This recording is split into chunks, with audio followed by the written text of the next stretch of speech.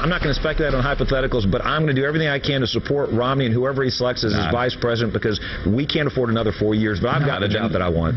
Governor, not a denial. You know that, right? 3.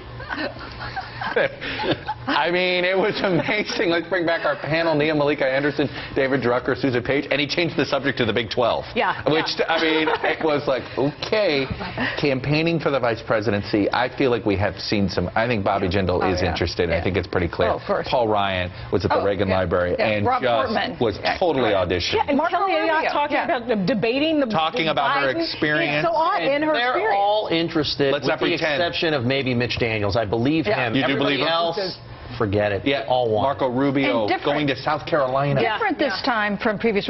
People used to jockey behind the scenes when they wanted to be vice president. This is really public this year, and partly because we harass them so much. Well, they feel eventually they break down. They do a little bit of this, but I take it the Romney people don't strike me as people that they don't want to have that.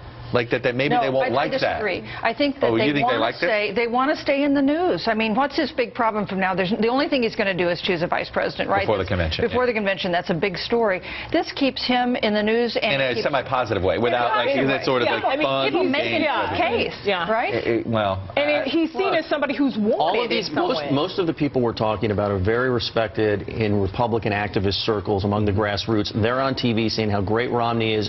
Sure, they'd love to serve with him. I think that serves the governor. Again, and I want to emphasize something. The Romney campaign said, when it said our representative today for television is Bobby Jindal. When it comes out, so they, that was a active thing that they said. Now they're doing this with more surrogates, but it does tell you something. Maybe you're right. Maybe they're publicly allowing this audition to go on, encouraging it. Encouraging. All right. Shameless plugs time. Go, Neil. Press Pass Mentors. It's a program started by a journalist at the Post. Inner city kids writing focused in college prep. PressPassMentors.org is the website. It's my wife's birthday this weekend. Happy birthday, Jenny. A weekend. Look at this. You know better. It's not one day.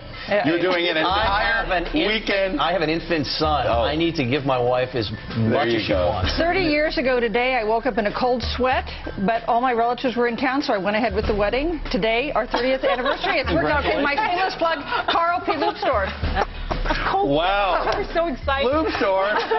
That's the story? All right, I got a couple of shameless plugs. One is NBC, Wall Street Journal, Telemundo poll. We're debuting it every month, doing a oversample. We're going to have a special extra edition sampling of Hispanic voters, maybe the most crucial voting bloc in this election. You're going to see it on Telemundo. You're going to see it on the NBC Nightly News. You're going to see it all over.